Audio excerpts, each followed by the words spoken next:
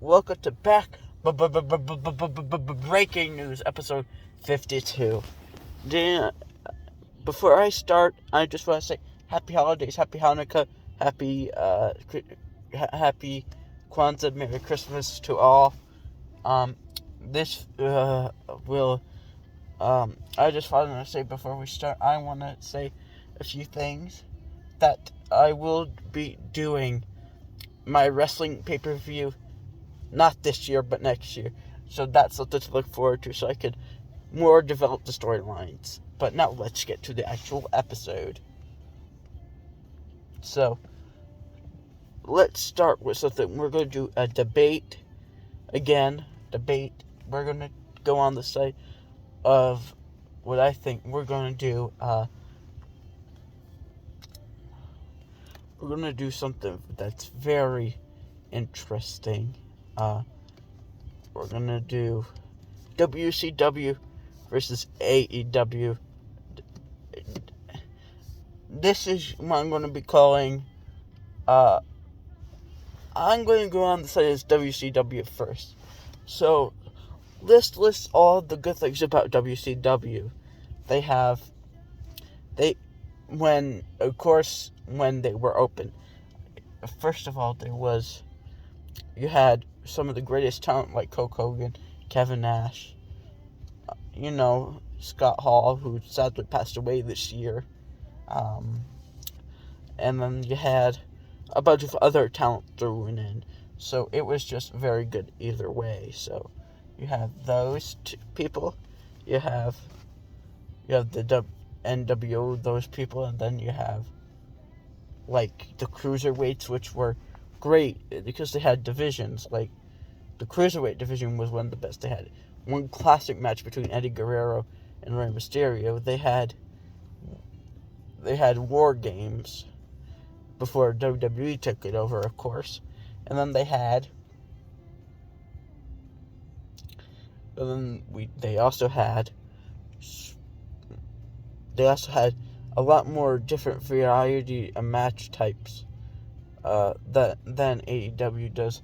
That, in my opinion, made it more interesting. My favorite concept that they did that ended up being poorly received was a monster truck race, a monster sumo match. I think if they actually fought on the truck while two cars were fighting each other, that would have been cool if that was the concept, but it wasn't. They had more interesting concept matches, you know what I'm saying, like that electric chair thing match. That was cool. And guess what? They failed. AEW failed to make something very simple look real, like an explosion. You could make an explosion look real.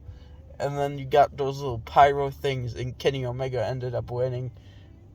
You want me to tell you another good thing that WCW had? They didn't have Kenny Omega or Tony Khan. That's the best.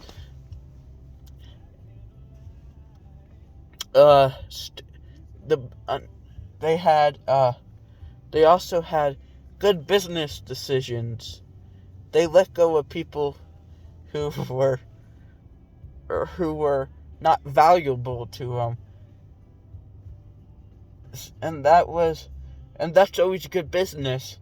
Like, that's what business do. If you don't see them valuable, you get rid of them. And that's what I control on them. That's a good thing that they did. If you ain't going to use the talent, fire them. It's a sad to lose your job, but if you're not going to be used, that's a good thing. You want me to tell you what?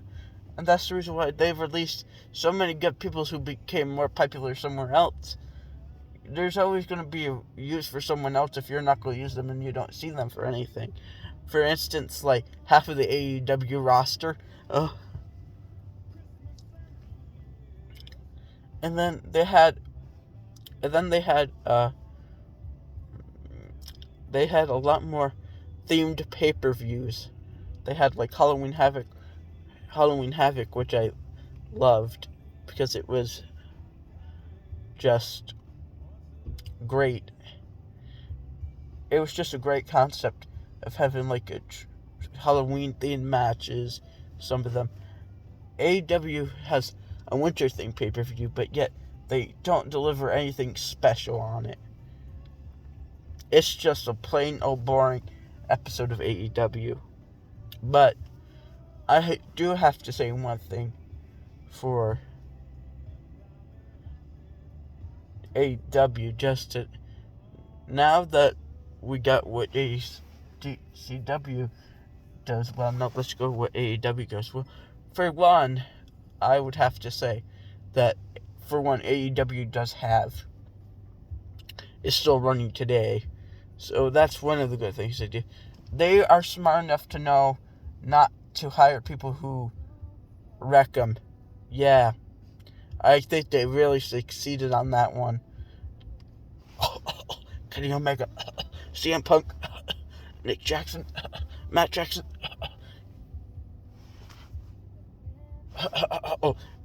Andrade, a few other people, Bobby Fish. I could do that all day, but they really tried to stop them for saving the company. The other one is that they have some really talented wrestlers. When they were open, they don't have divisions, but they do have, they have Darby Allin, one of my favorite wrestlers now. If I got to meet him, I think I would be happy. I also like Jungle Boy.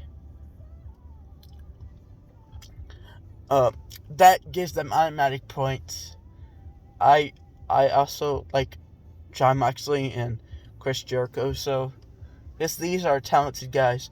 Of course I like Bryan Danielson or Daniel Bryan, but I just feel like he's been underused. Not enough where I could enjoy him, but one thing I could say is that they don't have that many titles. They don't have as many titles as WWE, so, and I think that's good. They have a few for the men, a few for the women, but each title gets its own time in the spotlight. I don't feel indifferent in any way, shape, or form about one title over the other. That's how a title should feel.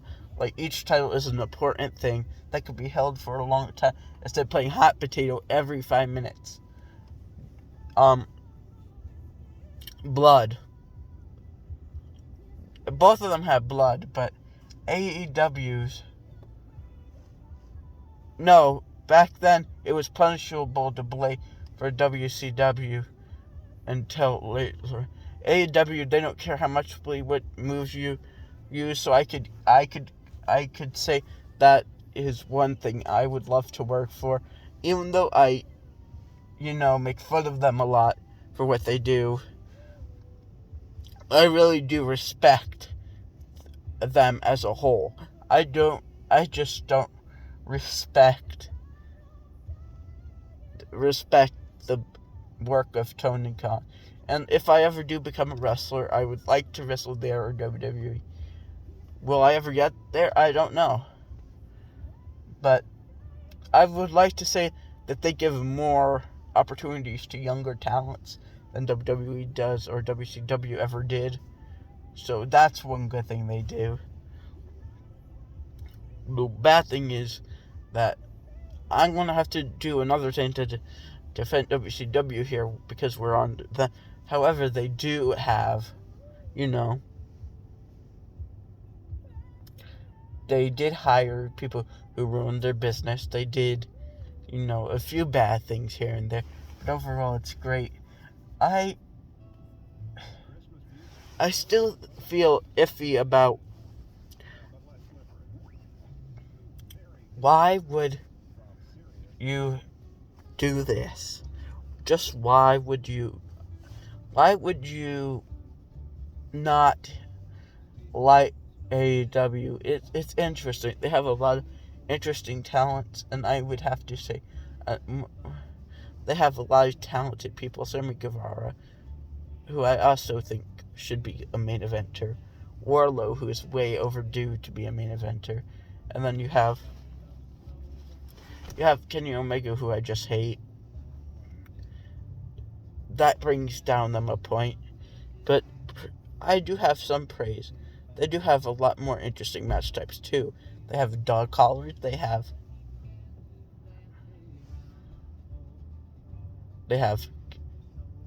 a lot of different things, like the orange mocha match. I thought that was interesting, even though I didn't see it live. I was like, this is an interesting match type. They made me interested in it when I didn't really care. So if your product could do that, and I'm like, I wish I had the $50 to pay to watch that, because if I could, I would. And I feel like $50 for AEW, well, you have a few good talents. Now, like, if it was WWE, I could understand, because they've been around a lot longer and they have had more fans. So upcharging $50 for it would make more sense than I think they should try to get on like a streaming platform, so it will be accessible to everyone, not just like the people who have money. And that ultimately will bring them down a point too. But I still think it's smart. Now, as a business, that doesn't make sense. So that point that was taken down from it comes back. So now let's get to my overall decision: who wins. Now this is going to be who wins the debate. This is going to be tough because, AEW is good, WCW was good, and AEW is starting to decline like WCW did. Not to the same extent, but I'm going to have to go with AEW winning. Because, they're still the same company. They're still open. But I really think they should change the name of the wrestling company to All Friends of Kenny Omega, because that makes more sense than All Elite Wrestling. But to my point, WCW had a lot of great things about it, like talent, but they were all overaged. Like, they were way past their prime, most of them, some of them. And then the ones that they did have were young, were like in the cruiserweight division. And then you have a few that were talented, like Chris Benoit, but other than that, they really didn't have anything so noteworthy about it. AEW has a lot of noteworthy stuff about it. So that's the reason why they won. This is Mighty Seed. Goodbye.